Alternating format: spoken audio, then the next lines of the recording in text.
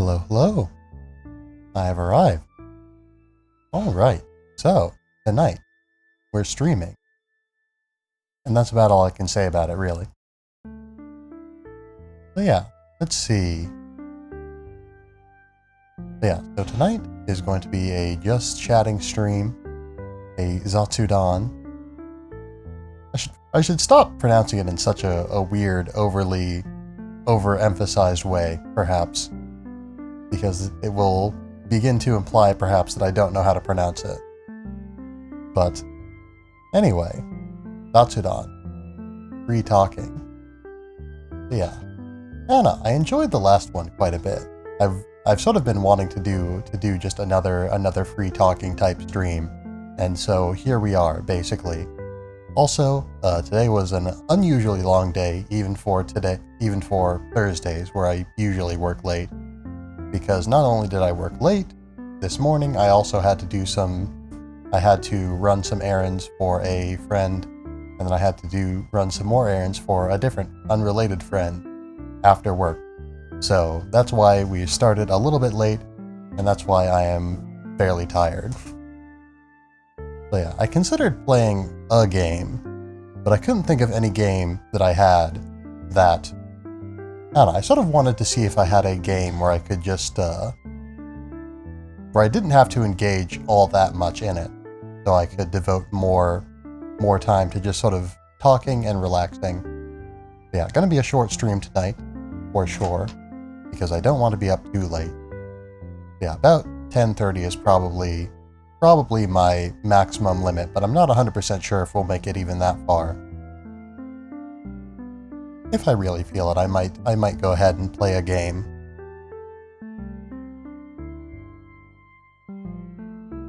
But yeah, I was thinking tonight I might talk about games that I want to play, both in a on-stream sense and just in sort of a general sense.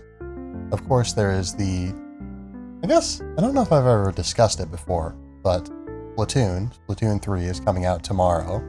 I'm pretty excited about that. Honestly, it wouldn't be Splatoon 3, because the way my brain works is, in order for me to play Splatoon 3 on stream and feel appropriate about it, I would feel the need to play Splatoon 1 and 2 first. And Octo expansion, of course, as well, which would take a while. So, probably not going to see Splatoon here too soon. But, I don't know, now that I mention it, the idea is more appealing, but still probably going to wait a little bit on that, one way or another. But yes, so Splatoon, the franchise basically, the Splatoon franchise. Let's see. I guess this is less a game that I wanted to play and more a game that I was planning and continue to be planning to play. But Metroid, we still need to get around to Metroid. And again, I've determined that I'm going to be doing that before we get around to the re-debut event. But yeah, I've got some notes planned for that, but I do need to get back on that grind, if you will. Working on making the thing happen.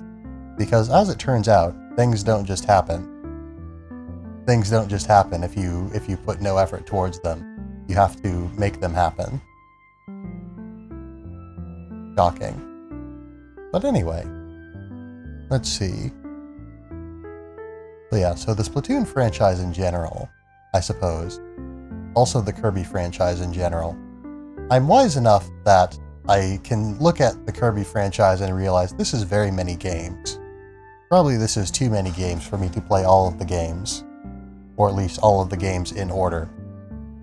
As is my inclination, generally, when playing through games that are in a franchise on stream. I guess I didn't do that with the Tales games either, because there's a lot of them. And also because I was simply very enthusiastic about Tales of Arise specifically. But, yeah, and also, I don't know. Again, this is not an insurmountable obstacle, but there are few enough Splatoon games, and also I own all of them and I enjoy all of them. So it feels like the sort of that feels surmountable, you know. It feels like I could very easily play through all of the Splatoon games and make sort of a thing of it if I wanted to. But yeah, let's see. I definitely, need to start thinking about, or I'm wanting to start thinking about, sort of maybe some long-term planning. So I don't like, on the one hand, I like having sort of schedules and structure and stability and all that. I like to know what I'm going to do on a week-by-week and day-by-day basis. That makes it a whole lot easier for me to get things done, basically.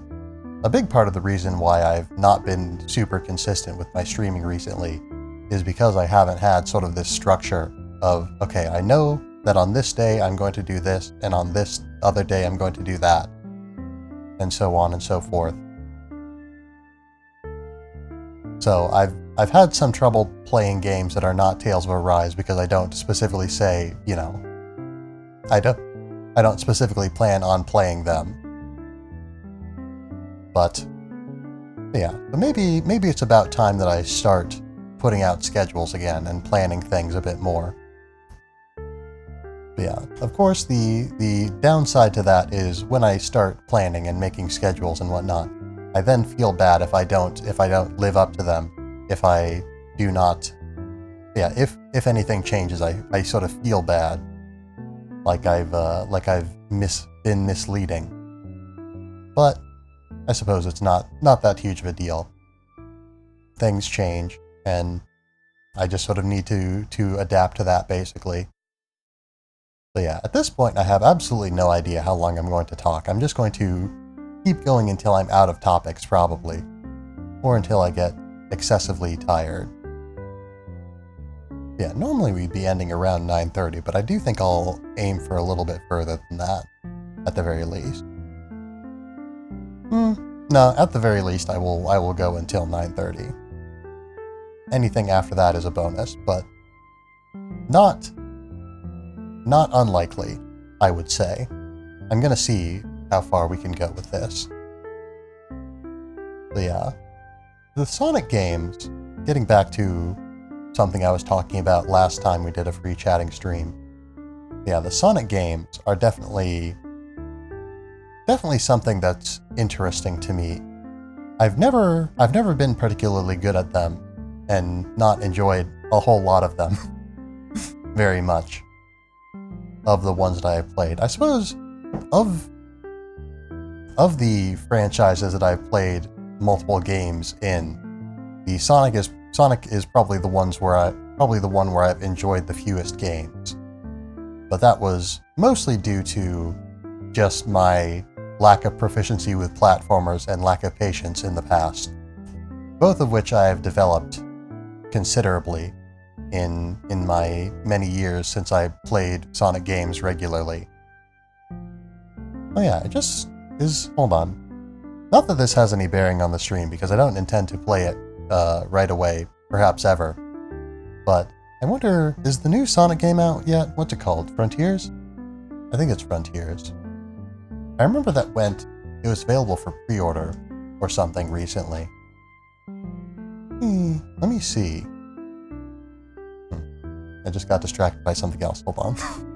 No, we're not gonna... Sonic Frontiers. Yes? Frontiers? Yes, Frontiers. Okay. Yes. Sonic Frontiers is coming out in November. Okay. But yeah, let's see. Yeah, Splatoon's tomorrow. Again, not that has a whole lot of bearing, because I'm not going to be playing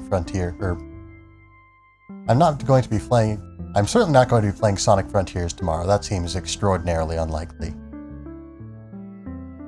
But yeah, lots of games out there. Lots of games out there that I'm interested in. But yeah, which I guess was the whole point of this discussion. So I might as well talk about them instead of simply acknowledging that they exist and then moving on. But yeah, I do still definitely want to play a Hat in Time. That is a high priority for once I am outside of playing games, like the very specific set of games that I am planning on playing before the debut. It feels a little bit weird, you know. It feels a little bit weird to be calling it a debut when I'm here, you know, streaming, and have been for many days now. And perhaps will have been doing so for multiple years by the time it happened. No, it shouldn't take that long.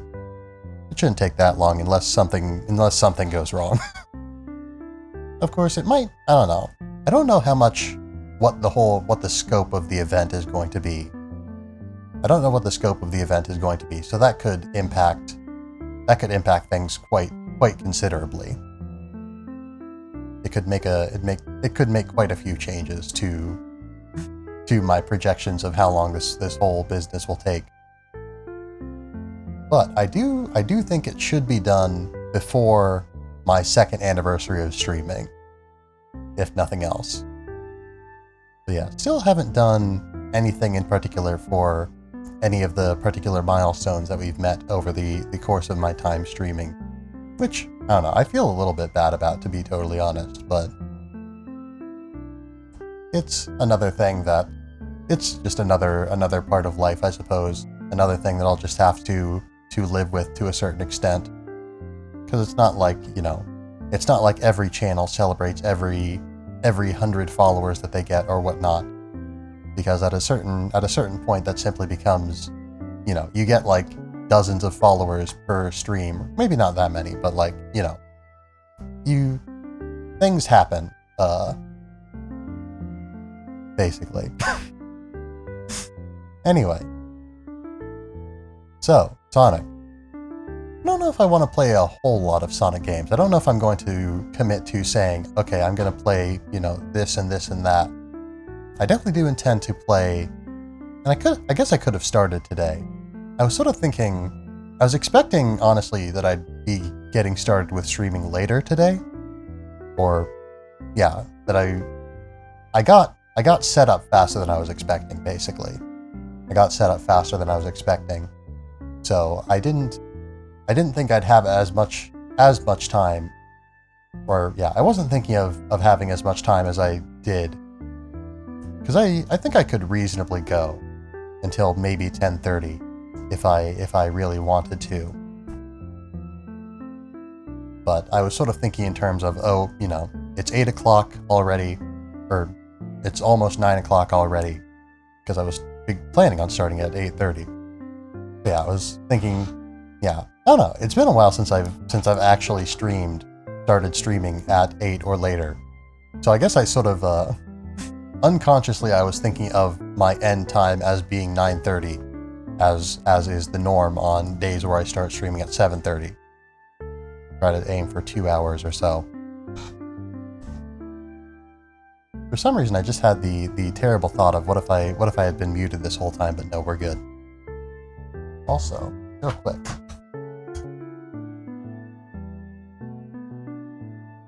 Sit.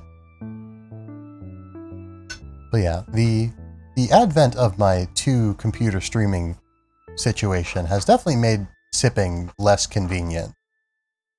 Because now there's significantly less space on my desk for me to be able to put my water bottle in a place where I won't likely either knock it over or bump into the microphone while reaching for it, which is very sad.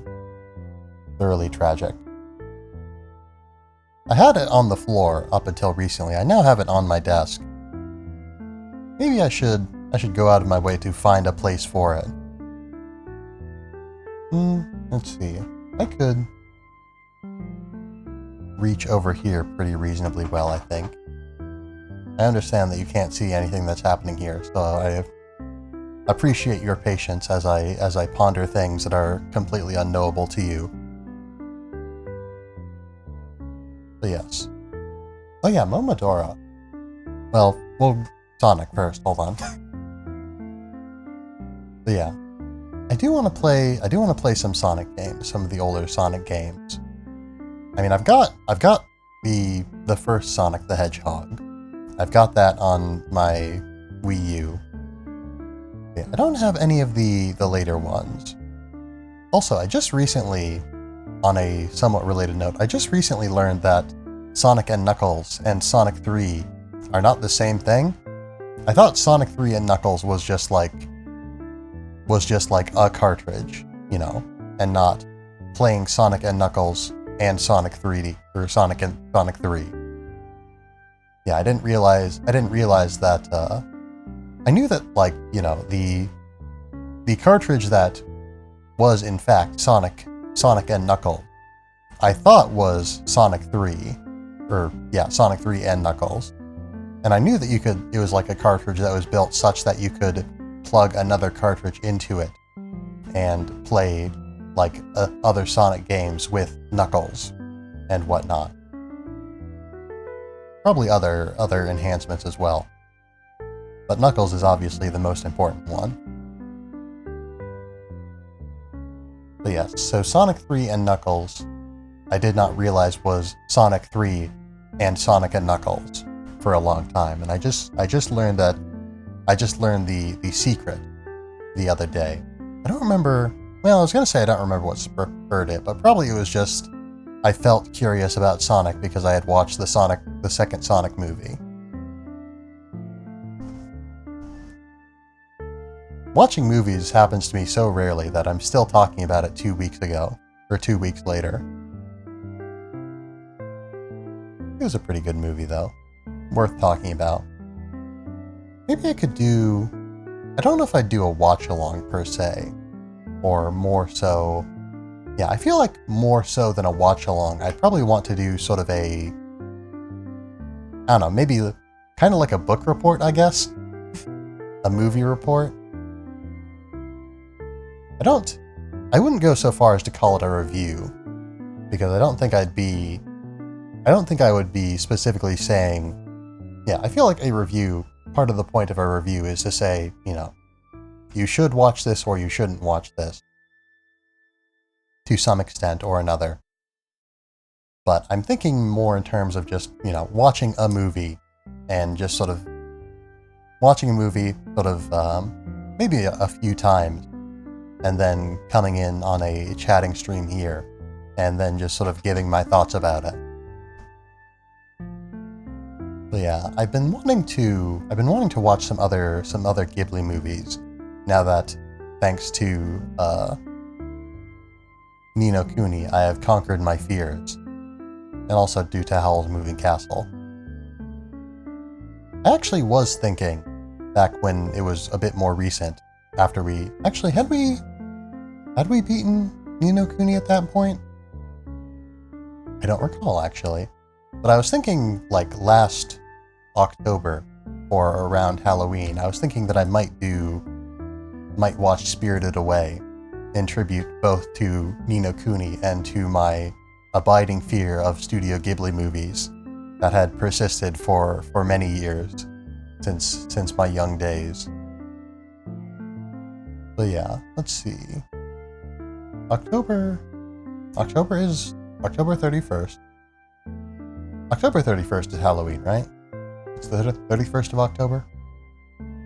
I think so. But yeah, so that is a day that is typically free for me. Or Monday, I should say, is a day that is typically free for me. I don't work on Mondays. So I guess, yeah, my other job, you know, I technically have 2 jobs, but one of my jobs is, well, not to go into too much detail for privacy's sake, but one of my jobs I only work at for part of the year. And October will be part of the year that I am working that job, and I work that job on Mondays. Plus, let's see, well, I don't know if...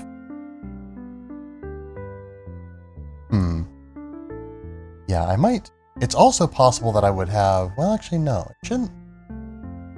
No, yeah, that would be... If it would be any day, it would be the 31st. Yeah, I might also potentially have a meeting on that Monday. So yeah, so that might not work out. Well, would I? I guess I could do like, technically I could work or I could stream in the morning. It feels weird doing a stream, a Halloween themed stream in the morning. The morning doesn't seem like a terribly scary time. But I suppose I don't anticipate the stream itself being terribly scary. But yeah, let's see. So Studio Ghibli movies. I guess I never really made a point about Sonic, so let me circle back to the Hedgehog, and I'll say something meaningful, and then we'll get back to Ghibli. But yes, so Sonic the Hedgehog.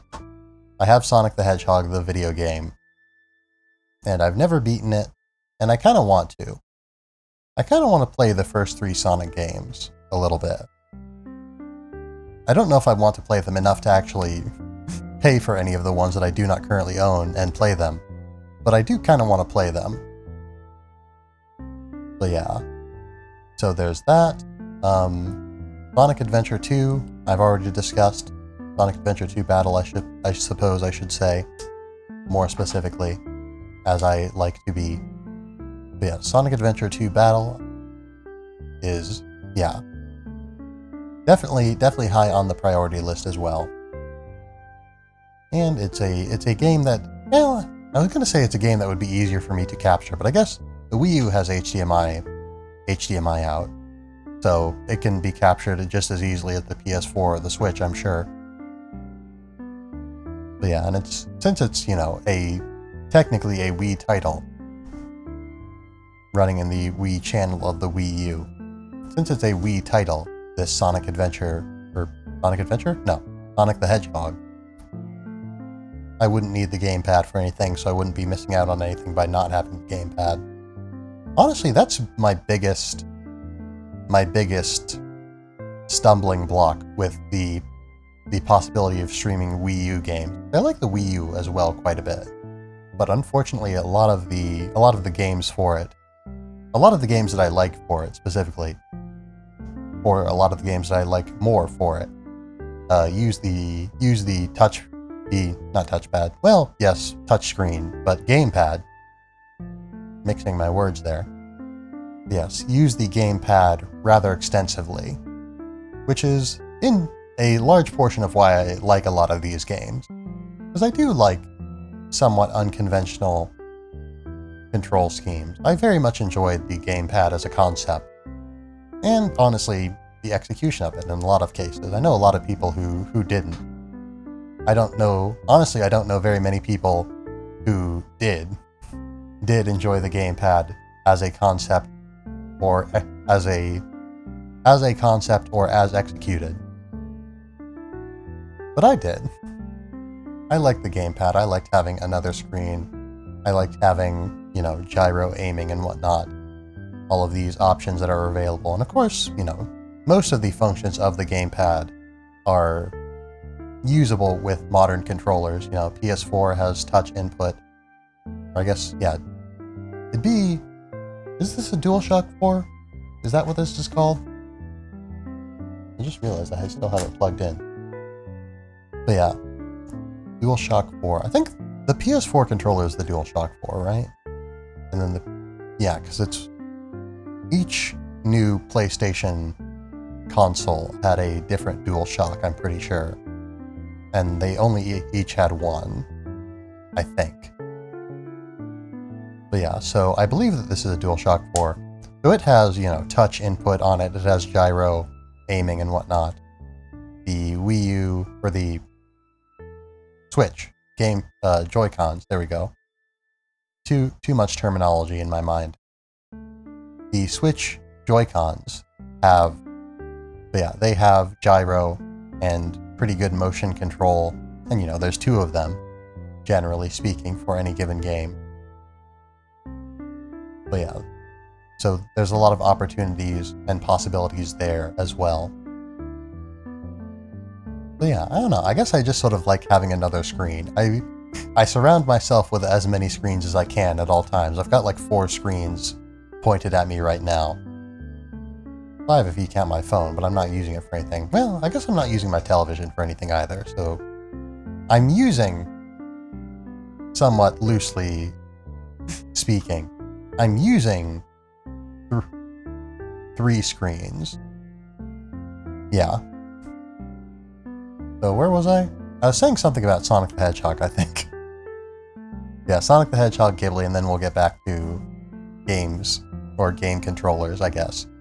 So, Sonic the Hedgehog, Sonic Adventure 2 Battle, not necessarily in that order, not necessarily committing to both of them. Probably going to play Sonic Adventure 2 Battle, might or might not play Sonic the Hedgehog. Would like to play a Sonic Advance game again. Been a while. And I just had another thought, but we'll save that for later. So, Ghibli. I think I hear a lot of people talk about Princess Mononoke, so that's on my list. I don't know. Yeah, Princess Mononoke is one that I'm interested in because of its reputation more so than anything. One that I have a, yeah, I guess, yeah. So Princess Mononoke is a movie that I want to watch mostly because it's the Ghibli movie that I hear people talk about the most.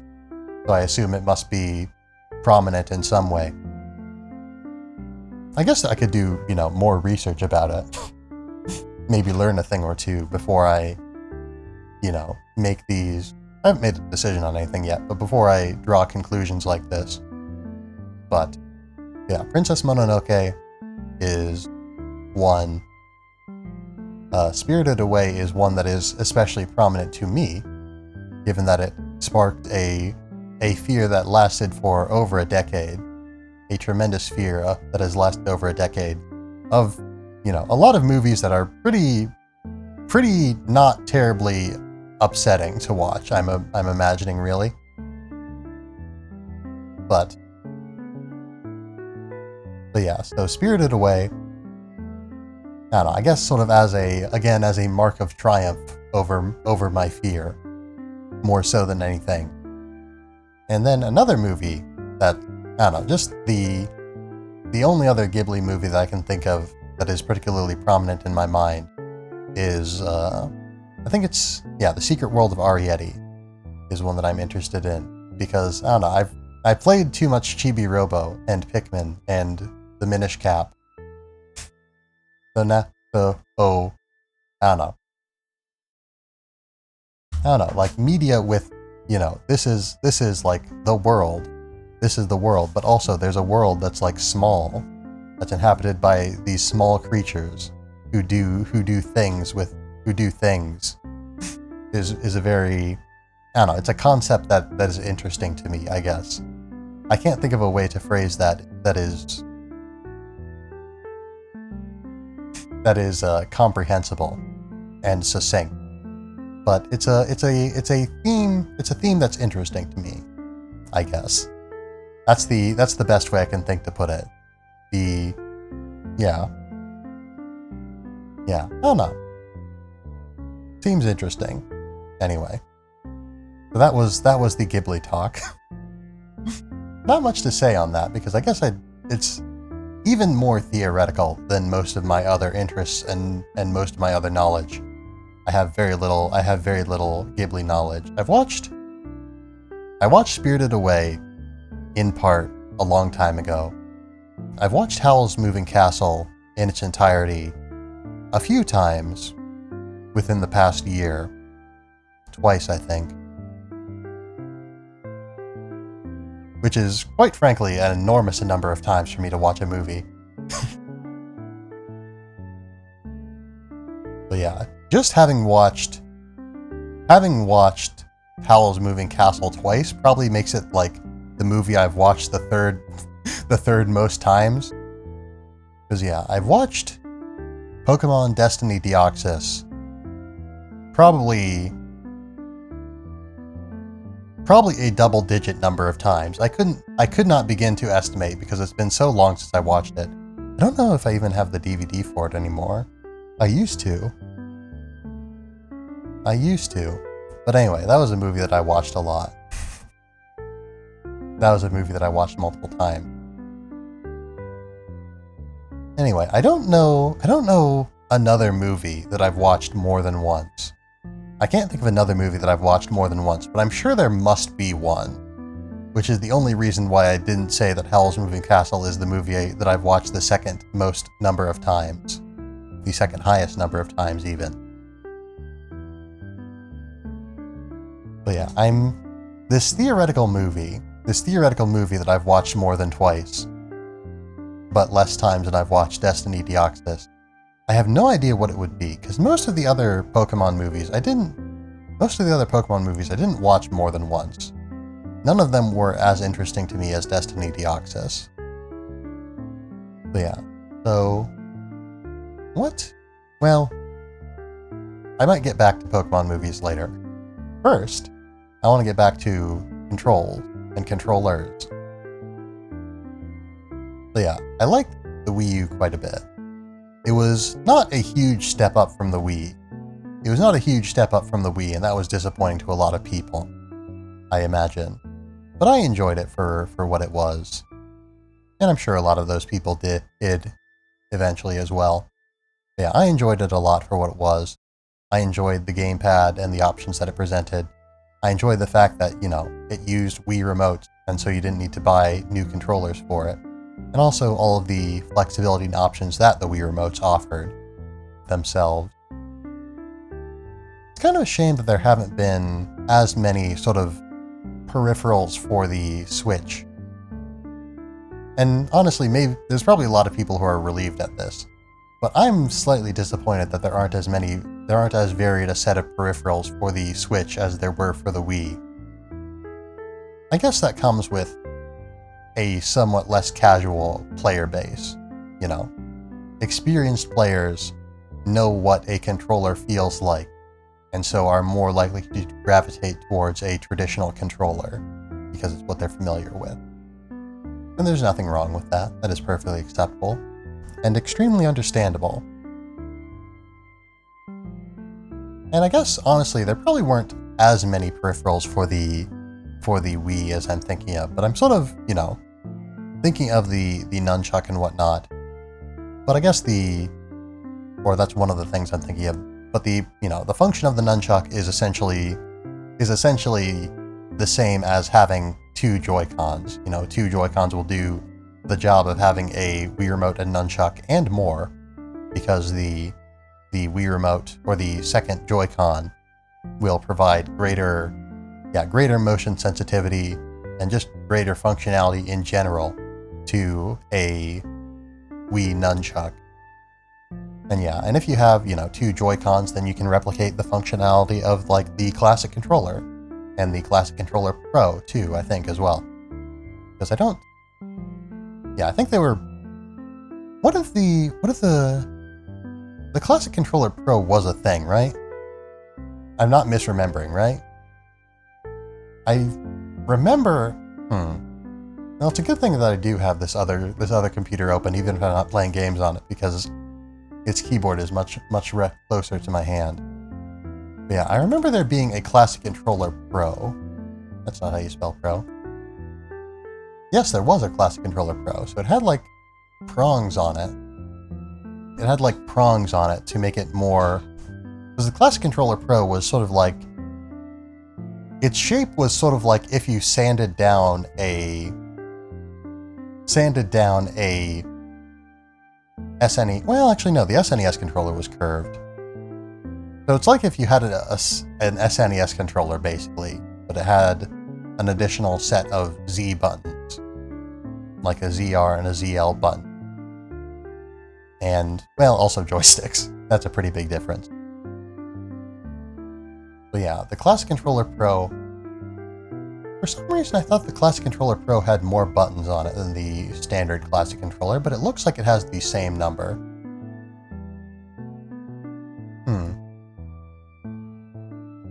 Because yeah, I remember this being advertised around the time that Monster Hunter Tri, I believe it was, came out. Monster Hunter Tri. Yeah, it was something that was advertised around the time that Tri came out, I think.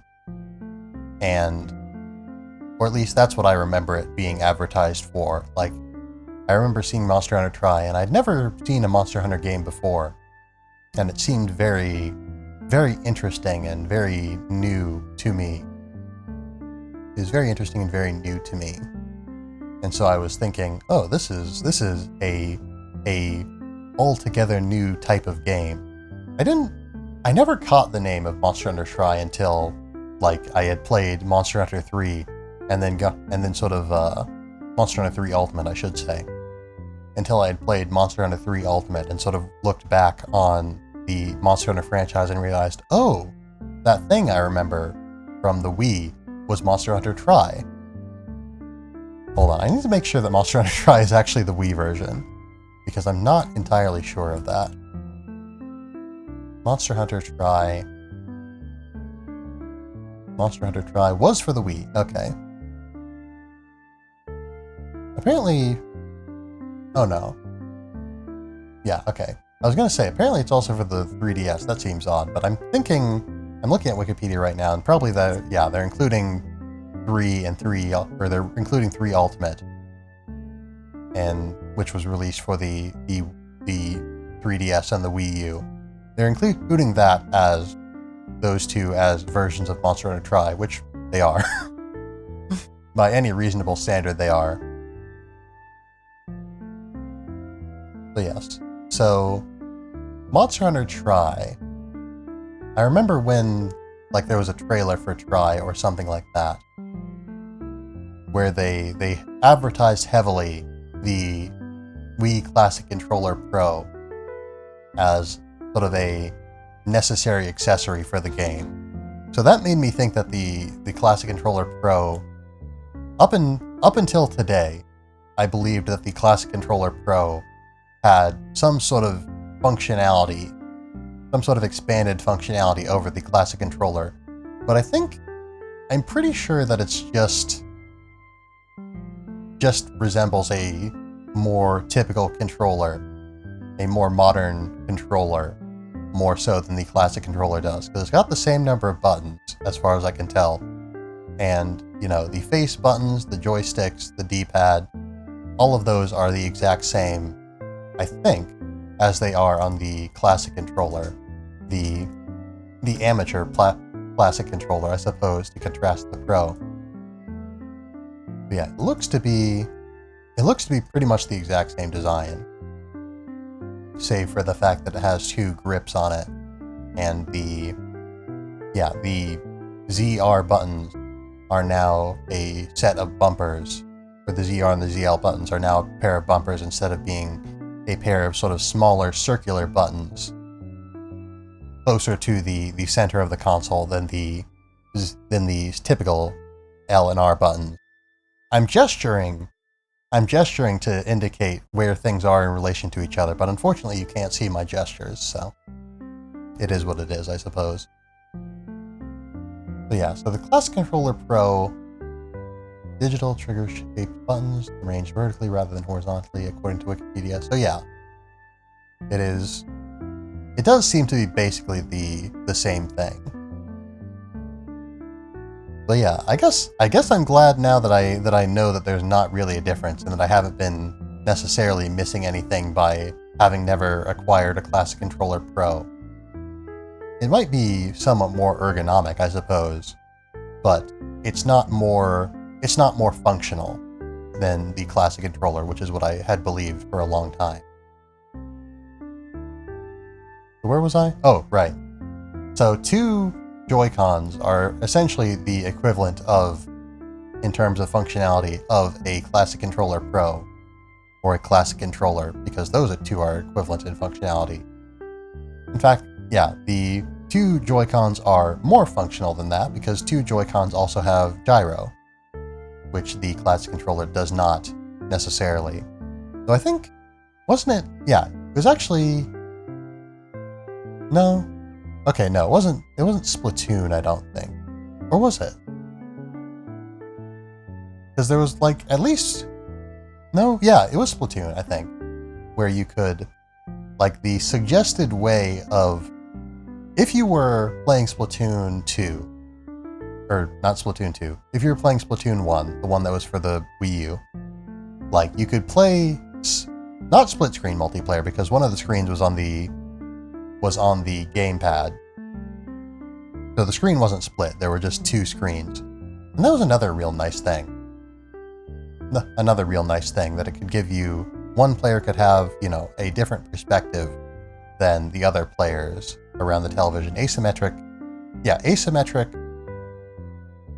Asymmetric local multiplayer is a real nice feature of the Wii U that basically doesn't exist. Doesn't exist otherwise on any other console, I don't think.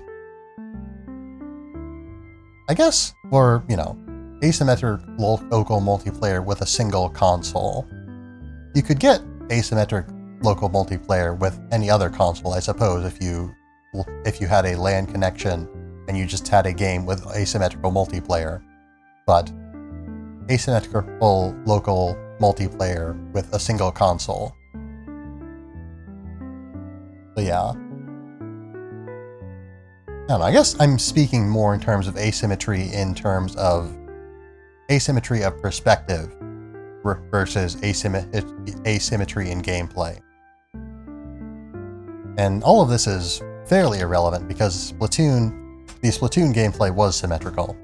But yeah, so if you wanted to play like 2-player local multiplayer with Splatoon 2, sort of the suggested way to do it was one player would have the gamepad, and they would play the game on the gamepad, they would watch the screen on the gamepad, and that's how they'd play. And then the other player would have I believe it was required that you would have a Pro controller. Yeah, or not a Pro controller, a Classic controller, or a Classic controller Pro. It was required that you had one of those.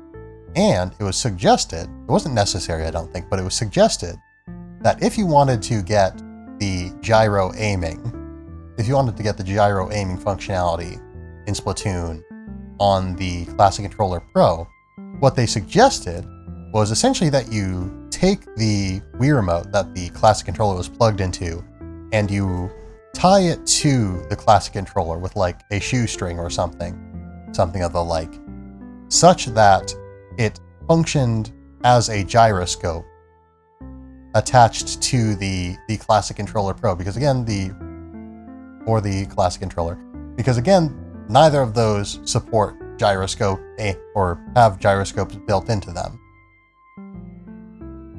And I never did this. I never had occasion to do this, but I imagine it must be extremely funny to see. It must be so funny to have this like I can picture it now, like two individuals playing Splatoon together on the same Wii U against each other, and one of them says, "Hold on, I use gyro aiming, but you know, you're the one who has the gamepad, maybe it's your Wii U and you called it first or whatever. Or, you know, maybe you just called it first and it's my Wii U and I am feeling particularly generous. But I am a true blue gyro aimer, so I know what I must do."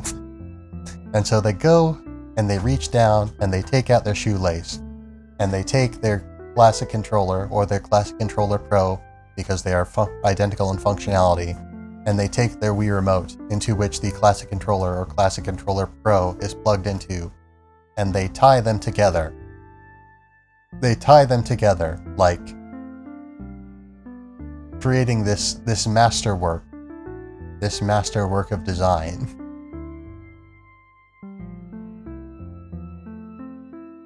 And then they play Splatoon 2 together, or they play Splatoon 1 together.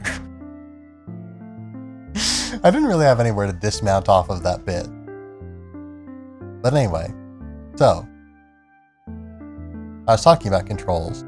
But yeah, so you can't like plug stuff into, I guess you can. The Ring-Con demonstrates that you can plug things into Joy-Cons and have additional functionality due to that. But yeah, I don't know. They've had the Ring-Con, and of course they have the leg strap, which is not a controller in and of itself. it is a housing for a controller. But I don't think, have they done anything else with the Switch controls, or with anything that you could plug Switch Joy-Cons into? Because you can of course plug Switch Pro controllers into the console itself. But I don't know. I guess Toy-Cons, like for Nintendo Labo. That's one thing that you could. I guess that offers a lot of different ways to use these controllers in unorthodox ways, like I like. But I guess I was never really exposed to much Labo. Maybe I could. It's still a thing, yeah? I guess. Well, it's still a thing is a very. Of course it's still a thing, I'm assuming that they didn't all just, spontaneously disintegrate a few weeks ago. That would be weird. But yeah, so presumably it's still a thing. I don't know how much people do with it now. But I'm sure that it still, exists. I'm sure that they still exist. I could purchase one and use one. I'm sure. But yeah. I don't know. I don't necessarily, I like seeing games that use controllers in a way that is somewhat unorthodox, or have, these specific mechanics and such that are hardware specific. But I don't necessarily want to be the one making the game in order to be able to play it. I would like to play other people's games that do that. Whereas I think Labo, generally, I don't think there's any third-party games that use Labo or anything akin to it. I don't believe. And, people make Labo games and such, and do stuff with that. So, it's not outside the realm of possibility, I suppose, that I could purchase a Labo and use it to play other people's game. But, anyway. It's not quite the same, having these. It's not quite the same. But yeah, an untapped market I feel like is games. Yeah, an untapped market I feel is games integrating with phones, phone apps perhaps. I don't know, it could be. I guess the issue with phones is that you would need to have a separate app for every game that communicates with your phone. Unless it was, unless it was developed by a developer who, used, okay, we've got this app that we use for this to integrate with this one game. And so we're, going to integrate it with other games that we provide. But yeah, essentially, what I'm saying is, for instance, Destiny has sort of an API that you can use to add and remove things from your inventory, equip and unequip items and such. Yeah, you can move stuff around with an app for the game, and you can do all of that. Yeah, they have an API that you can do that, and you can also people can develop stuff with that API. So there's a website called light.gg that I use to manage my inventory, my considerable vault of weapons that I do not scrap as frequently as I perhaps should. But yeah, so where was I? Okay, so games integrating with games integrating with phones would be somewhat cumbersome, I feel like. Because again, you'd need either someone would need to develop some sort of app that is sort of a utility, anyone can create a game that integrates with this app and lets this app provide various functions for the game. Someone would need to go and do that in order for it to be sort of a universal, widespread thing. Otherwise, each developer would need to develop their own app for their games that would use a phone. But yeah. And again, I don't know what the phone would be used for. I just sort of like the idea of, you know, in addition to just having a controller, you can also have a separate device on hand that you can use to provide various functions. Essentially, I'm just reinventing the Switch gamepad. And also I'm playing with a pen, which I probably shouldn't be doing because I've already stained my fingers with it. It's a Sharpie, not a pen, I suppose, but the same idea. Also,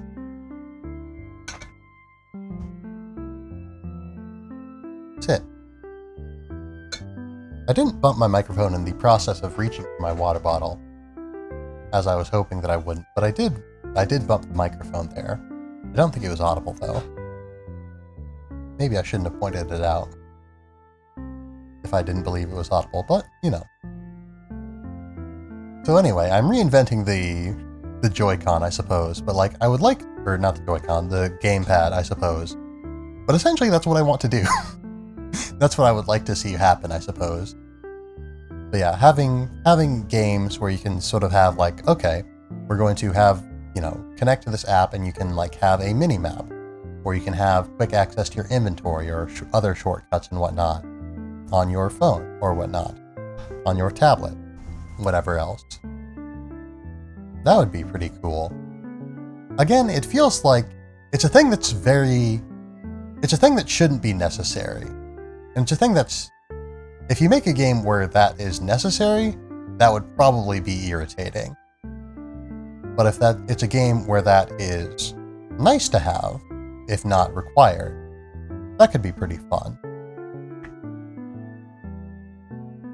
Yeah, and I suppose the Jackbox games do something somewhat similar in that they use their website to deliver functionality in their games,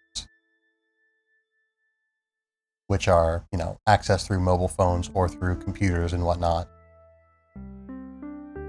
But yeah, that's a similar sort of idea, I suppose. Not quite what I was looking for. Yeah, I think more so what I was thinking of, like, was, I think, like Bethesda, like when they released Fallout 4, they put out an app where you could essentially use your phone you could use your phone to access your inventory and such. And it was designed to be used with the sort of the Pip-Boy, like the Pip-Boy thing that they released as like a special thing for Fallout 4's release. I never got that app or that peripheral. I'm almost certainly never going to, even though I do have Fallout 4. If I get the peripheral, it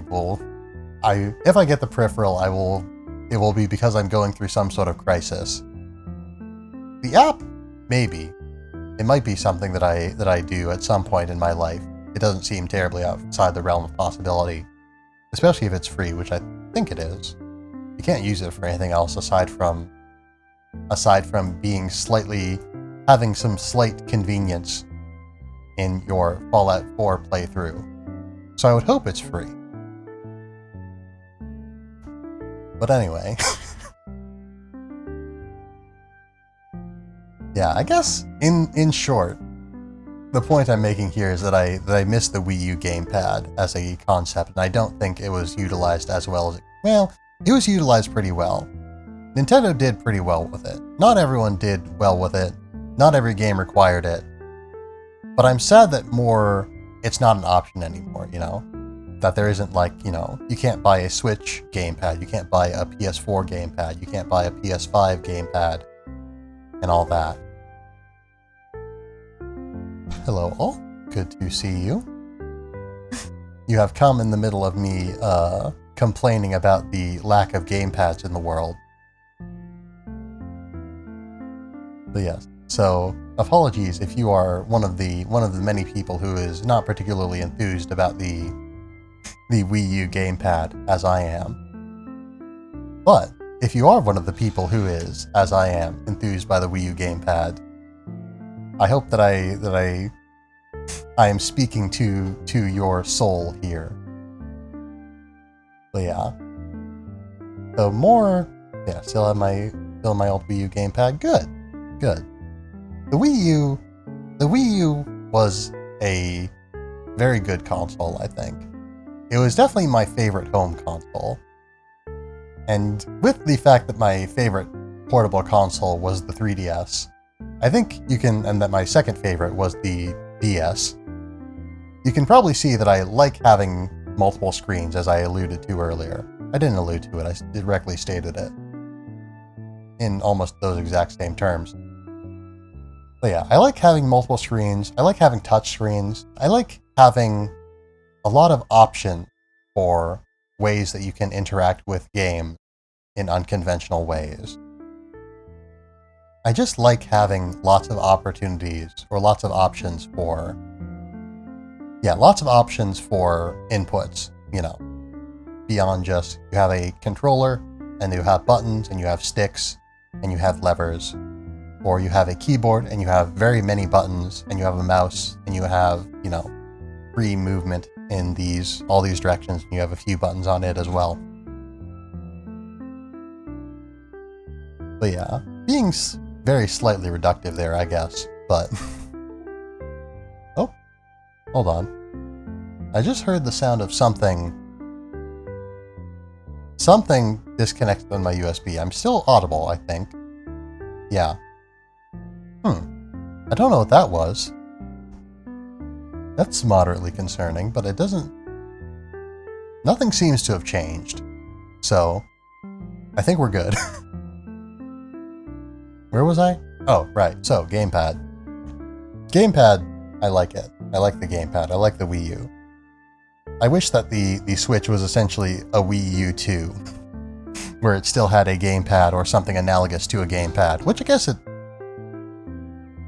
it almost does, in that it has a touchscreen on it, but, you can't have two screens. You can't have the Switch, and you can't have it in the dock and in your hands at the same time. And you can't super readily switch between the two states. I mean, you can, but generally one does not. Fair? Yeah. Yeah, because, I remember I never played this game, and I don't know what game it is, but I know that at least one game or actually, hold on, I think it might have been Phantom Hourglass, now that I think about it. Or there might have been multiple games that did a similar gimmick.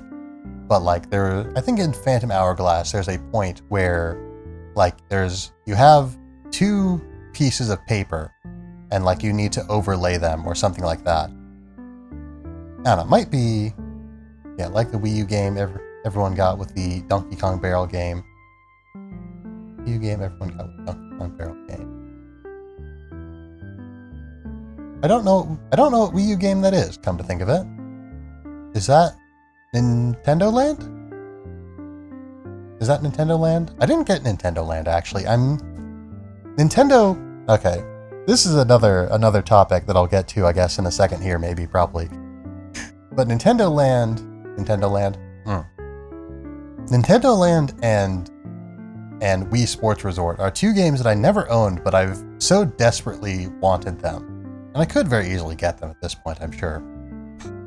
But those were the holy grail of video games in my Wii and Wii U days. Very rarely have I wanted games more than those two games. And indeed, very rarely have I wanted games longer than those two games. And again, I could very easily get them now, but I guess I wanted them for so long that I forgot that I could just get them if I wanted to. Once I had enough independent income that I could just buy games essentially at will. Not necessarily unlimitedly, but I can just, if I want a game, I can just buy it, That's an option that's available to me now. Whereas it wasn't for the very earliest of my days in the Wii U, and all of my days in the Wii era. But yeah. Anyway. You know what? Yeah, they were the ones that would originally come on release with the console, I think. So tons of people got them, but later console getters didn't. Yeah. Wii Sports Resort did not come with the Wii initially. Wii Sports did, but Wii Sports Resort was later. And that's why it was so appealing to me, because I did have Wii Sports. Wii Sports Resort was a different thing, though. But yeah, so Wii Sports Resort came out later, and I was so enthused by it. I was so enthused by the bicycling, by the sword fighting, by the archery. But yeah, so Wii Sports Resort, and then Nintendo Land. But yeah, those were some games. I played them both in a fairly limited capacity. I've known people who have owned them, but I've never owned them myself. I've known people who own them, but I didn't have them myself. Also, once again, I apologize for my rudeness, but how are you doing tonight, Alt? I keep forgetting to ask. But yeah, so Nintendo Land and Wii Sports Resort are both games that I've played, and both games that I have known people who have owned them, but that I've never owned myself. Maybe those should be games that I add to the docket to play later. Yeah, doing good. Gonna be heading to bed very soon. Gotta make sure I'm ready for some Shep's B-Day stuff tomorrow. Oh, nice. Yeah, okay. I guess I probably should have been staying on top of that better. I did not know that that was happening tomorrow. But yeah, okay. Alright, good to know. Thanks for letting me know, because I definitely want to be involved with that. Yeah, today is Shep's B-Day, but tomorrow's her stream. Okay. Alright.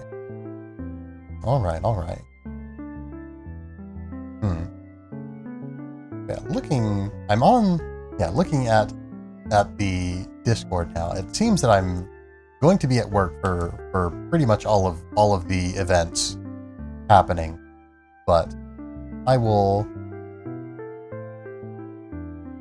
be supporting in spirit, I suppose, if not in person. Yes, unfortunately, my job is not the sort of job where I can watch streams.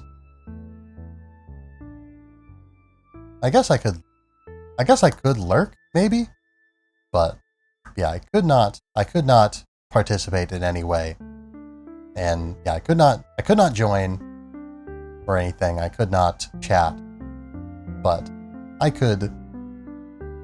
guess I could leave my computer on while I'm at work, if nothing else. But yeah. Anyway, where was I? Oh yeah, so Nintendo Land. Yeah, hoping my job doesn't have much work for me tomorrow, so I'm supposed to be on the stream. Fair enough. But yeah, so Nintendo Land, playing Nintendo Land, and Wii Sports Resort. There was another tangent that I was going to start that I stopped because I wanted to finish up something else. I believe I've forgotten what it is now, though, unfortunately. But yeah, so I don't know. Maybe I will put Wii Sports Resort and Nintendo Land or Nintendo Land. I don't want to commit to both of them immediately, but maybe I will put those on the agenda or somewhere down the road. Definitely very doable. Have a lot that I want to get done before then, though. So, but yes. So, where else was I? So I talked about controllers a bit. Talked about Ghibli. Talked about games in general. Or I guess some other specific games that I wanted to play.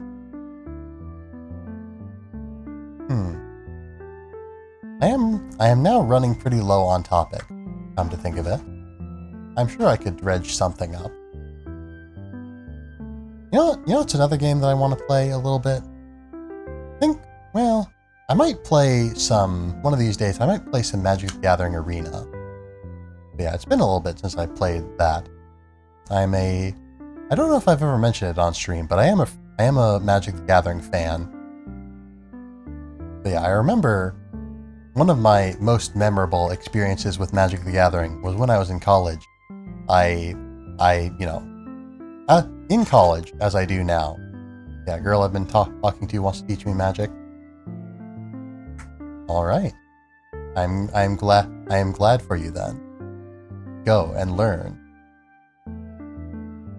But yes. If you ever have any interest in Magic the Gathering, if you ever want to learn or to practice, I am also open to talking about Magic the Gathering with you. But yeah, anyway, Magic the Gathering. Where was I? Magic the Gathering. Okay.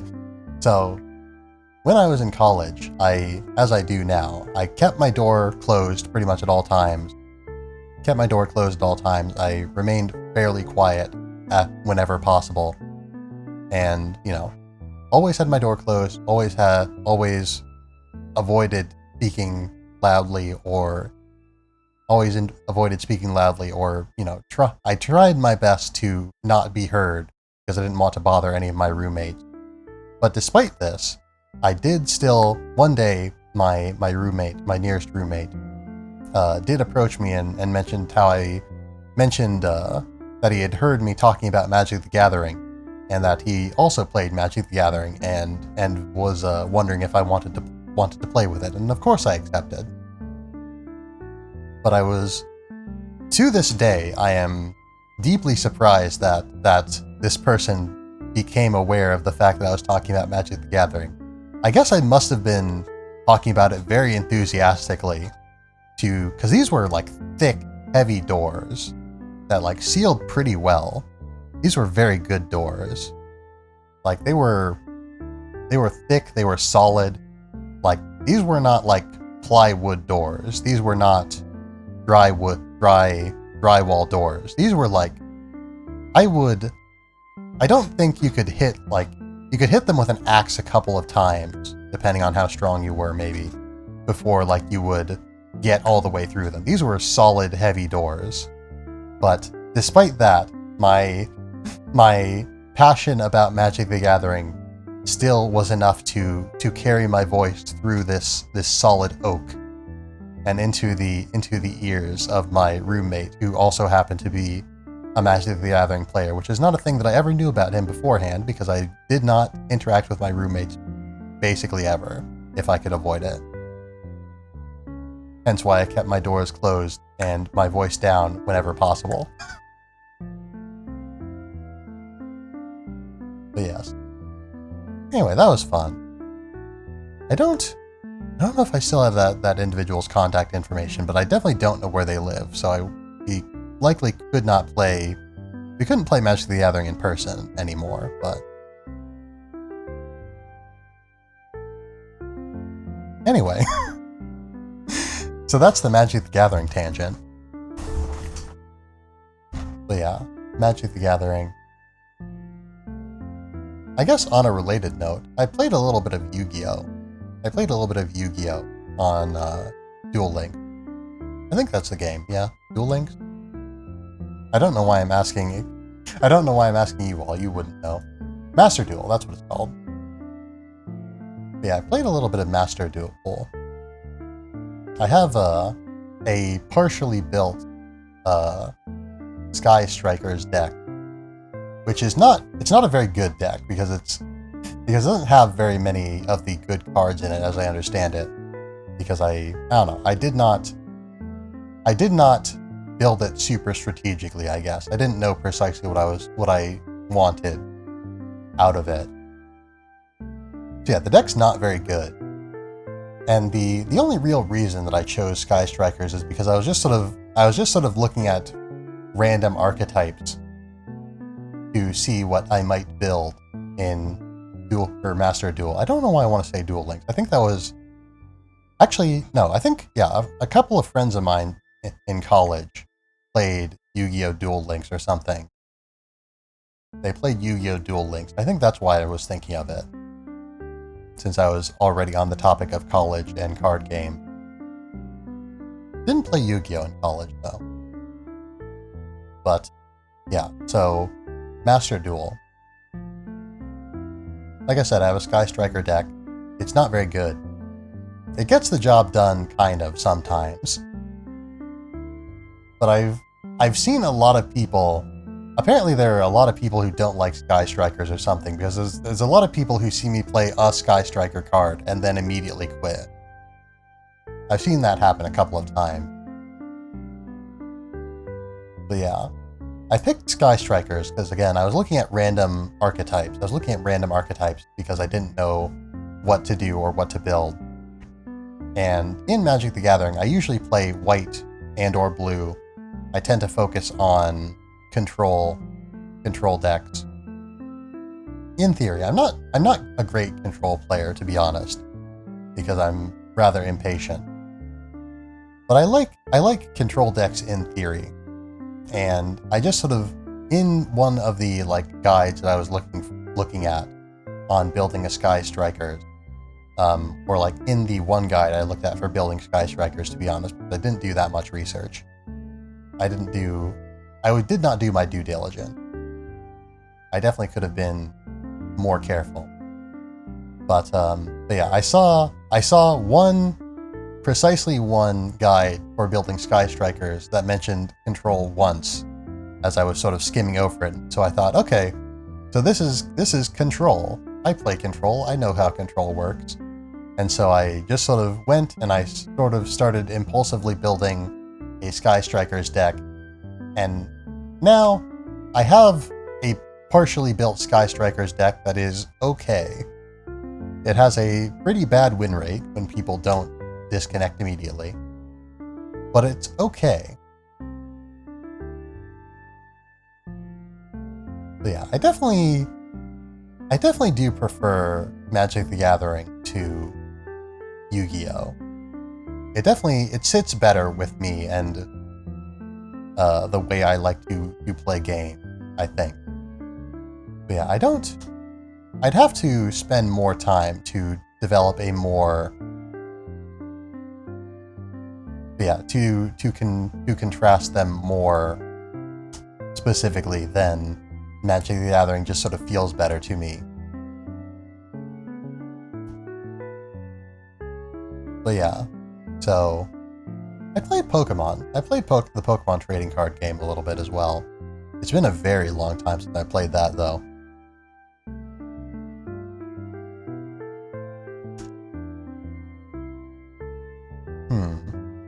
Let's see.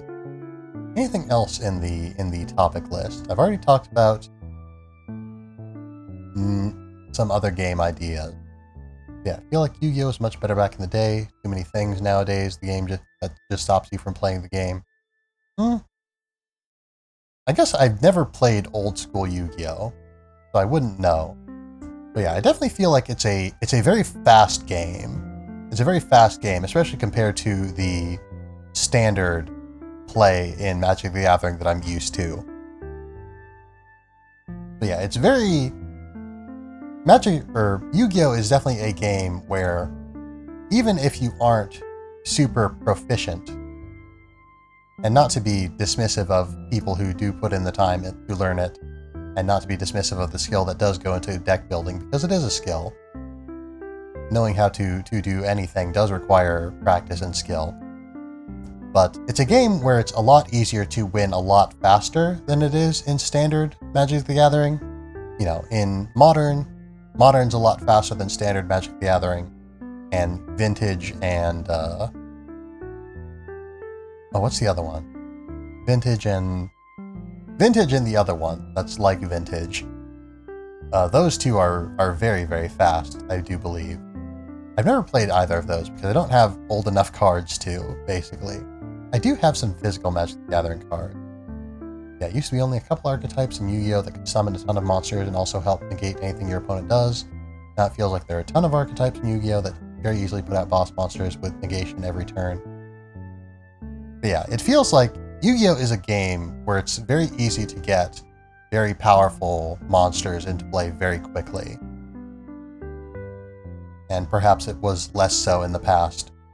But yeah, it's very easy to get the game to finish a game a lot faster, which sort of doesn't sit well with me as a player of Magic the Gathering, and to a lesser extent the Pokemon trading card game. which are, in my experience, much slower. Yeah, again, it's funny how it's kind of the opposite. Yeah, back in the day, there'd only be 2 to 3 major archetypes that did that. Yeah, it's kind of funny how the opposite has sort of occurred with Magic the Gathering, where in the early days, you would have, like in the very earliest days, like I think like the very most dominant decks were basically just either you get an OTK, a 1-turn kill, or like a first turn kill. Either you get a first turn kill or your opponent gets a first turn kill, or like the game is just sort of or you've got a really weird situation on your hands, basically. Either you win immediately, or on your opponent's turn they win immediately, or you just sort of have to wait until someone draws what they need to win immediately. Yeah, that was, I think, sort of how the very earliest days of Magic the Gathering were. And then they, introduced more limitations and rules to the game to prevent this sort of stuff, because, Magic the Gathering was like, I don't know if it was the first, like, battle trading card game, but it was definitely a very early one. Yeah, Yu-Gi-Oh! Now is basically the same thing. It's either you give up turn 2 or it's either you give up turn 2 or I give up turn 2. But yeah, so like old Magic the Gathering was very fast because like they hadn't sort of developed they hadn't learned how, people play card games back then. They hadn't learned how people buy trading cards back then. So I think like the expectation when they developed Magic the Gathering was that like players would buy, a pre-constructed deck and maybe a few booster packs to go with it, and maybe switch a few things out from those booster packs into their pre-constructed deck. But there wasn't, the expectation that people would buy like dozens or hundreds of booster packs to try and find the really rare, really good cards, and then use all of those, their multiple copies of those really rare, really good cards to build really good decks. Because another thing about early Magic the Gathering was, like, in the earliest days of it, like, they hadn't realized that, they were using rarity as a balancing factor. They would make the very good cards very rare, expecting that people would not have them much, or they'd only have one because of the cost involved, underestimating the willingness of some people to pay very much money to get very good decks. But yeah, they balanced cards. Yeah, those $800 plus cards. Yeah. But yeah, they balanced cards on the assumption that if it's a rare card, you either won't have it or you'll have like one of it. And because of that, they hadn't sort of learned the player psychology yet, because that just wasn't there yet. Nobody had. Yeah, because they hadn't learned the player psychology yet, they didn't realize that, people would get these really good cards and then they would just fill their decks with them, as many as they could. Because in the original days of Magic the Gathering, like, there wasn't a limit to how many of a given card you could have in your deck. Like in Magic the Gathering nowadays, unless the card has a rule that specifically says otherwise, you can only have 4 copies of it in your deck. There are cards like I think Relentless Wraths and Persistent Petitioners and 7 Dwarves, where you can have more than that. Like Persistent Petitioners and Relentless Wraths, I think you can have as many in your deck as you want. 7 Dwarves you can have up to 7 copies of in your deck. But by and large, in Magic the Gathering, you can only have 4 of a given card in your deck. In Yu-Gi-Oh, you can only have 3 of a given card in your deck. And then you can have cards can be like restricted, such that you can only have fewer in your deck. But in the very early days of Magic the Gathering, there was no limit. You could have as many cards of a given card in your deck as you want. So there were I think for a while there was sort of I don't know if it was how widespread it was, because it would have been extremely expensive, impractically so for everyone to have. But I think there was a really powerful deck that you could build where you would just have 20 Black Lotuses and this is probably more theoretical than anything, because I think even back then Black Lotus was very expensive. But like 20 Black Lotuses, 20 Fireballs, and 20 Channel copies of the 20 copies of the spells Fireball and Channel, and of the artifact Black Lotus. But yeah, like that was a really, really powerful combo. Because if you could play like, I think 1 or 2 Black Lotuses and then a Channel, you could get a guaranteed one turn kill. If either 1 or 2 Black Lotuses into a Channel, then into a Fireball, would guarantee a 1-turn kill. And, if you've got 20 copies of each in your deck, because there was, you have to have at least 60 cards in your deck rule then. And it's a good thing that they had that rule. It's good that they had a minimum, because if not, people could just put in like, okay, I'm gonna have like 4 copies of Black Lotus just in case. I'm gonna have like 5 copies of Black Lotus. I'm gonna have 1 copy of Fireball, and I'm gonna have 1 copy of Channel, and I'm just gonna play these. You might put in a few extra just in case your opponent gets wise and has some counter spells. Shouts. You have joined me in the middle of me talking about Magic the Gathering back in the day that I didn't play Magic the Gathering. But also, hello. Congratulations on the being born. It's been a while? Yeah. But yeah, I was just talking with Alt about it earlier, but unfortunately I won't be able to be there for much of your birthday stream tomorrow, because it is just in the middle of my work time, as far as I understand it, if I'm reading this schedule correctly. But yeah. It is very good to see you again. I'll be there in spirit? Yeah. But yes. Where was I? So yeah. Yes, Alt is here as well. Yeah, I'm gonna go shower, so I have time for my hair to dry before sleep. Gotcha. Well, it has been good to have you around, Alt.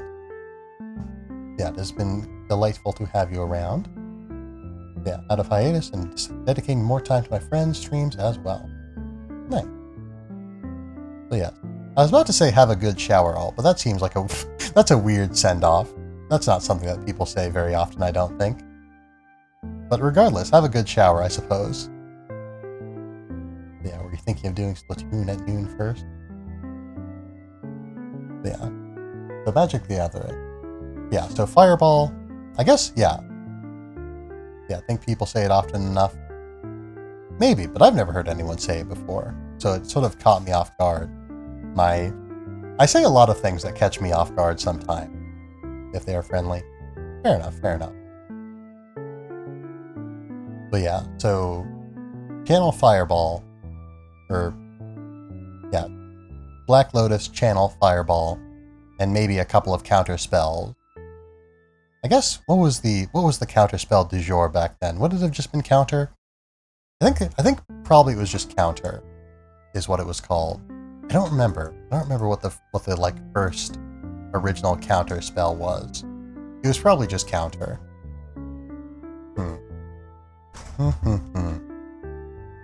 I should do like a stream where I talk in depth about Magic the Gathering history at some point. That's something that I've wanted to do. Something that I've wanted to do for a while. Few blue mans for counterspell.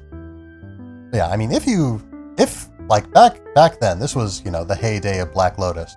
So you wouldn't even need like you'd just have Black Lotuses. Well, I guess, yeah, you need Black Lotuses you need the blue mana. Yeah. Because yeah, Black Lotus produces 3 mana of 1 color. So yeah, so you need. Yeah, okay, so you need. Let's see, how can we optimize this theoretical hand? So let's say 1 Black Lotus, or no, not 1 Black Lotus. We'll fill the rest of the hand with Black Lotuses once we put everything else in. But we need 1 Channel, we need 1 Fireball, and we need counter spell. What is it? Counter spell? Is it counter spell? Counter spell, 2 mana, counter. Yeah, okay. Is this the original, though? Is this what they would have had during that era? I'm not sure. Oh yeah, okay.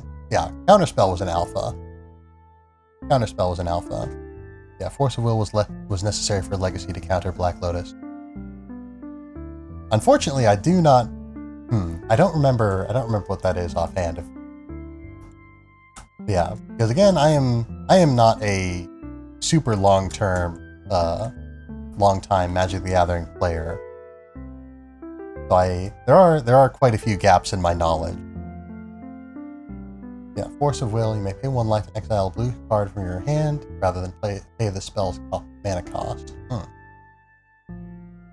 Yeah, is this also an alpha card?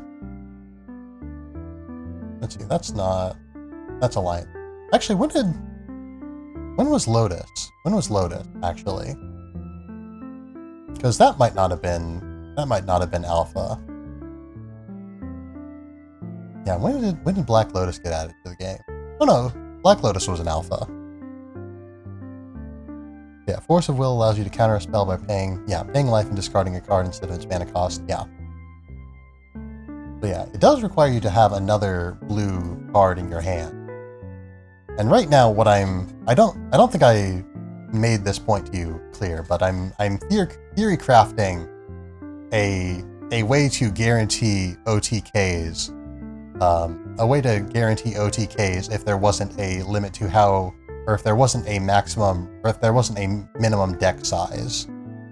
Like if you could have just a 7-card deck, for instance.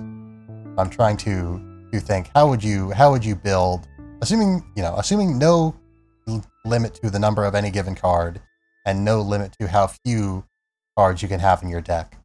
What would you do to guarantee an OTK? Yeah, so Channel Fireball and Black Lotus. You need at least 1 Black Lotus, 1 Channel, and 1 Fireball to get this, I think. At least 1, probably more. And then I think you would want, let's see. So Channel Fireball Channel Fireball Counterspell, I think. You would want those 3 at least.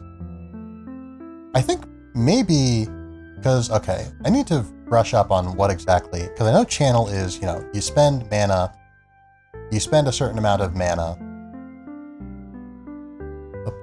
There's a lot of Magic cards with Channel in the name. So I'm having trouble finding the card that's just Channel. There it is. Okay, so Channel, 2 green mana until end of turn. Anytime you would activate a mana ability, you may pay 1 life. If you do, add 1 colorless mana to your mana pool. So that is Channel. That requires 1 Black Lotus to activate. And it requires 1 green Black Lotus, which you can't use for... Or it requires 1 Black Lotus, which gives you 3 green mana, which you can't use for Counterspell. So you need at least 1 other Black Lotus for that. Force of Will could actually be useful to have on hand in case someone tries to counter your playing a Black Lotus. Because yeah, you can do that without paying mana. But yeah, so Channel, Fireball. Yeah. Fireball is 1 red mana and X. The spell costs 1 more to cast for each target beyond the first. Fireball deals X damage divided evenly rounded down among any number of targets.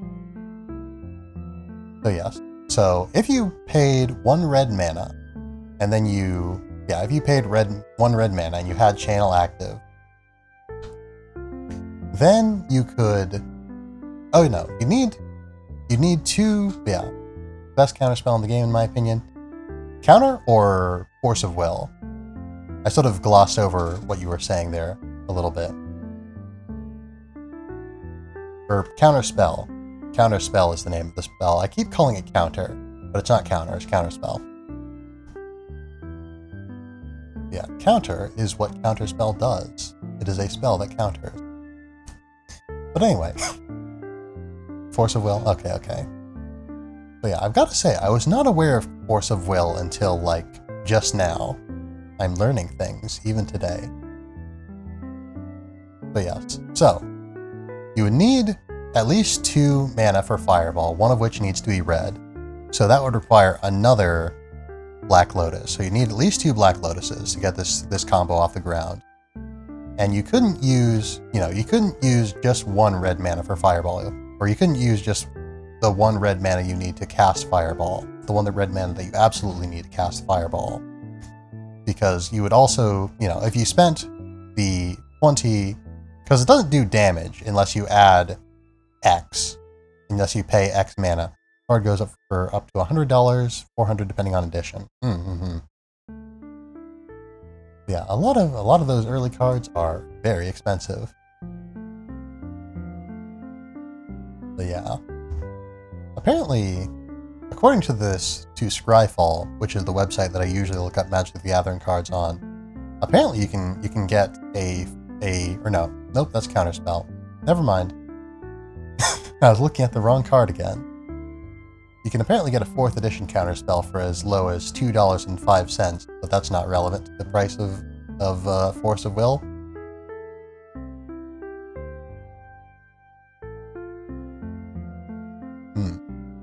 There's some pretty cool art for some of these cards. It's a card that we're rapidly diverging into a number of tangents. I'll get back to that. So, you need 1 Black Lotus to activate Channel. You would need... Okay. You need 1 Black Lotus to activate Channel.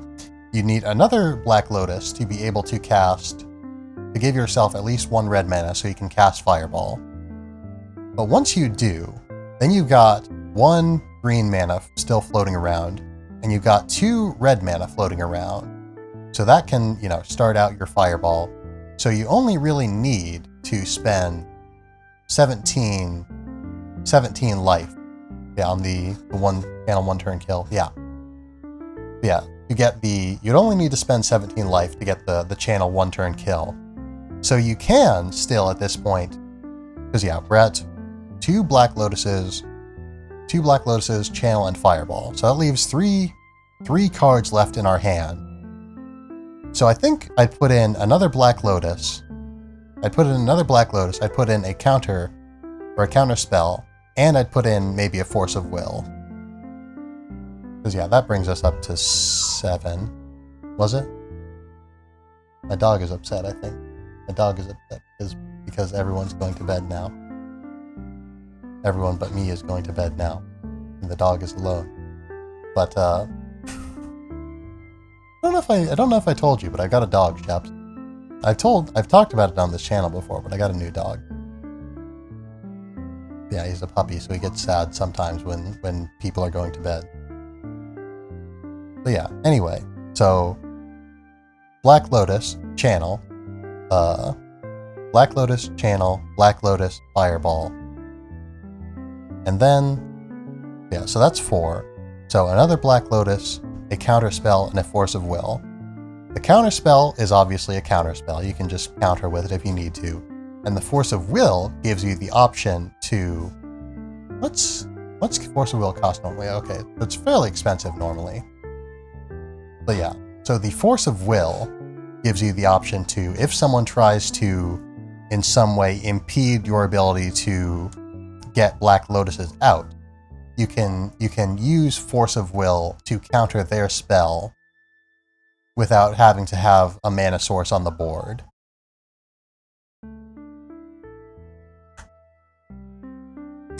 Man, this is one of the more bizarre tangents I've gotten onto. This extremely specific deck building idea of what if you could build a deck that consists of only 7 cards and also you can have whatever 7 cards you want in it.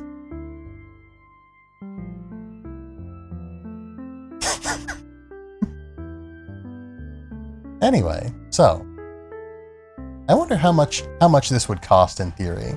Yeah, I could talk Magic the Gathering all day. Might need to do that one of these days. But anyway, so counter or counterspell.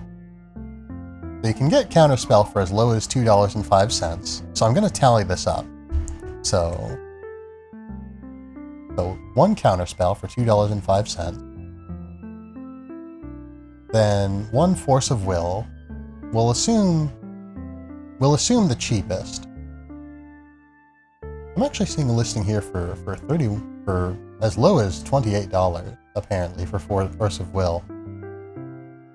Huh.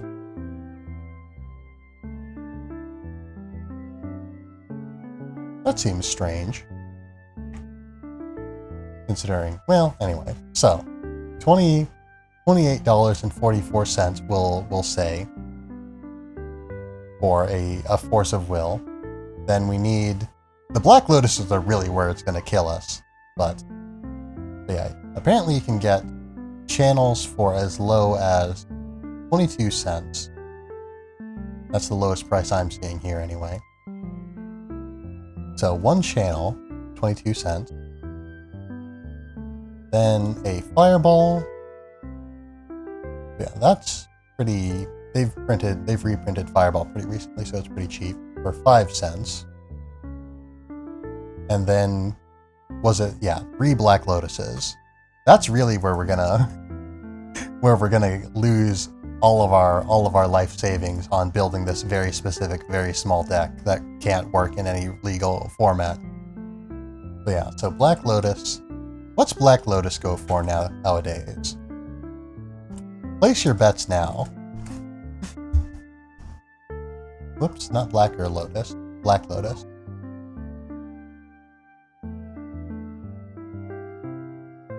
Yeah, hey Tibbs, can't stick around since my bedtime, but I hope you're doing well. I am doing well. Thanks for stopping by. Pick on ya, pick. It feels weird to say your name fully like that. I don't know if I've ever addressed you as Picanha Pick. I think I've always said Pick.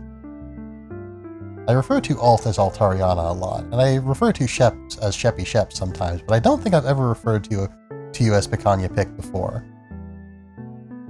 Yeah, take out a mortgage for 3 pieces of cardboard. But yeah.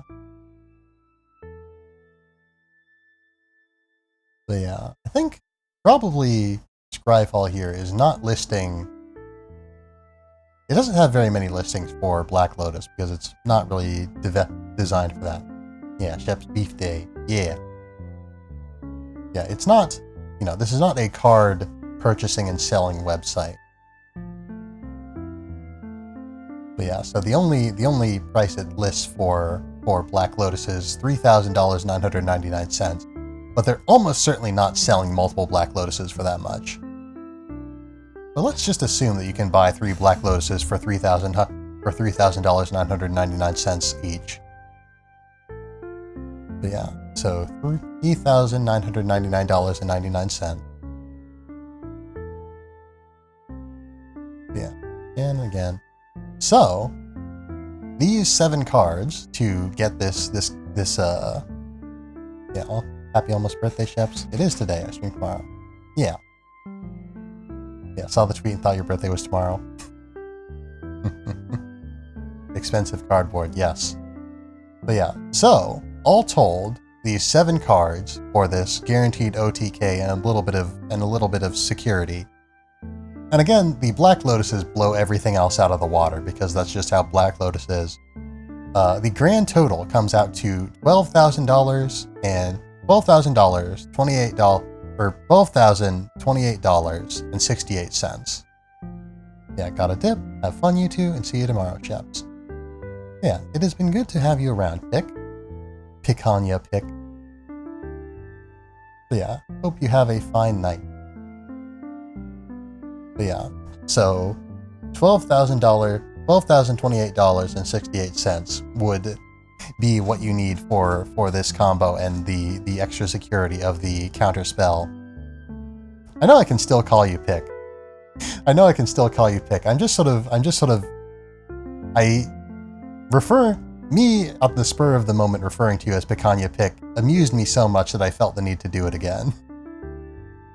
Basically. Late night brain. Yeah, I mentioned it at the top of the stream, but it's been a fairly long day for me today. But yeah. So yes.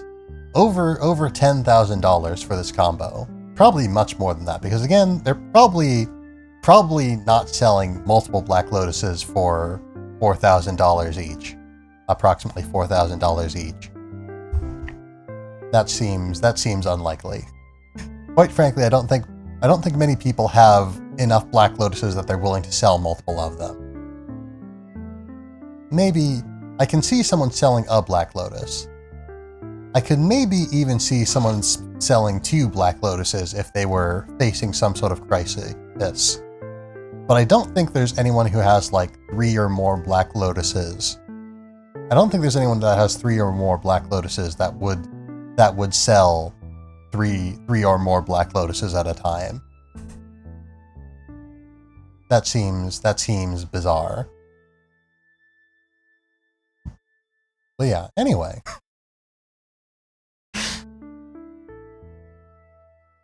Was I talking about anything else other than Magic the Gathering at this point? I think not. Anyway, it is getting kind of late here.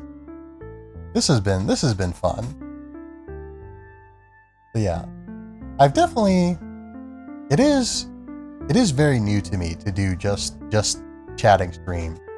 I was going to say just chatting streams, but the just is already in just chatting. But yeah, doing streams where all I do is talk and just sort of go through topics as they occur to me is fairly new, and it's pretty fun. To do it more often, perhaps. But let's see. So, just to recap, I guess. Games. Video game. Sonic Adventure 2 Battle? Maybe? Probably soon? Sonic the Hedgehog 1? Maybe at some point? Magic the Gathering Arena? Probably eventually.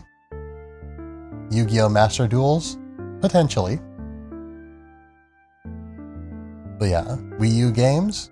Almost certainly, at some point, eventually. 3DS games?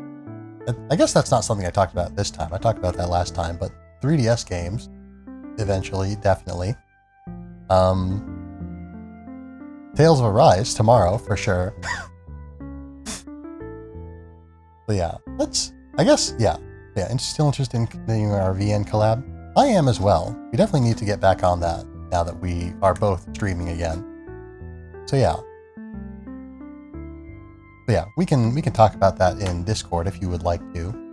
I guess I don't know how much there is to say other than since we both now said we want to continue. So I guess it's just a matter of when. But anyway, where was I?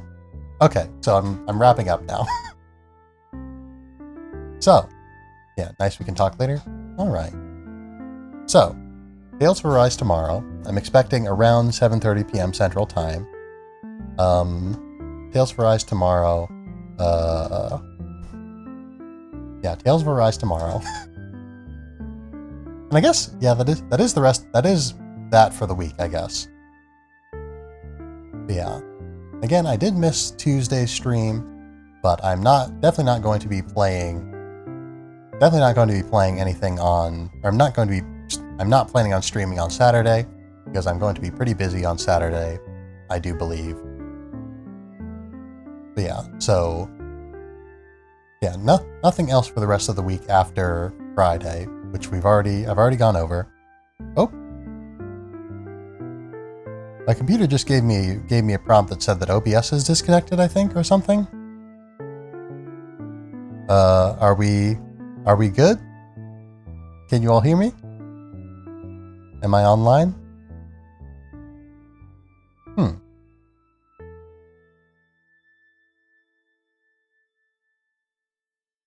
Hello? Let's go to my channel real quick to make sure that I'm still streaming. I guess one way or another I'm recording, so. Alright, I seem to have a stream up on my channel, so I think we're good. But if not, and you're not hearing this right now, then why don't you go and watch the VOD, I guess. Okay, so it's not loading. Oh, hold on. I'm not connected to the internet for now for some reason. Oh yeah, okay, I'm not connected on either of my computers, so presumably something has gone wrong with the router.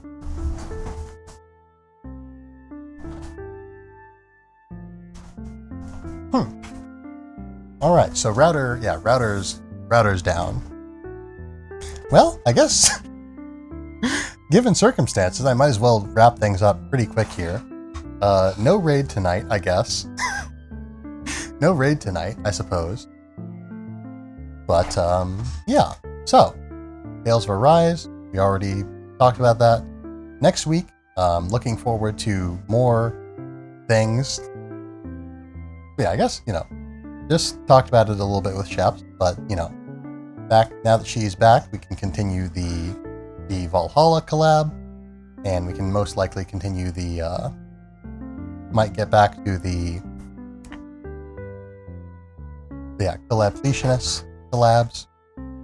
But yeah, I don't know if we're gonna pick up Terraria again. But we'll sort of see what goes on there. But yeah, so one way or another, Tuesday, Tuesday, if we do pick up the not Terraria collab, if we do pick up Collabletionist again, that would be on Tuesday. That would be at 6 o'clock-ish, assuming that everyone's schedules are the same. I guess it's been a while, so things could have changed. But yeah, so that would be approximately 6 o'clock. If not, 7:30 p.m. Central Time, 6 p.m. Central Time, or whatever that will be on Tuesday. Wednesday, more Tales of Arise, 7:30 p.m. Central Time. Thursday, more of whatever happens, 7:30 or 8:30 p.m. Central Time, assuming that nothing goes wrong once again. But yes, and then Friday, hold on. Oh wait, right, Thursday's the day that we would do the. Right, Thursday's the day. So yeah, if Sheps and I do restart the collab again, like now, like as soon as possible, then that would be next Thursday, so 8:30 p.m. Valhalla, Cyberpunk bartending action. Yeah, that would be Thursday, and then Friday, more Tales of Arise. So, finally got things straight in my head there. Yeah, been a while since I've done any collabs. So, once again, given that my internet is now down, we can't do a raid, but once again, I will encourage you very much to watch Sheppy Sheps' stream tomorrow, if nothing else. And I guess given the nature of Twitch and Twitch partnership, you definitely won't be hearing this. You won't be hearing this before tomorrow. So I guess my encouragement won't necessarily go through, but go watch Sheppy Sheps anyway, just in general. He's pretty cool. Yeah. So thank you all for being here tonight. I hope you have had a fine night. I hope that you will continue to have a fine night every night. And I hope that you'll be well until the next time I see you. Thank you all very much, and farewell. Let us figure out what went wrong with my router so I can fix it.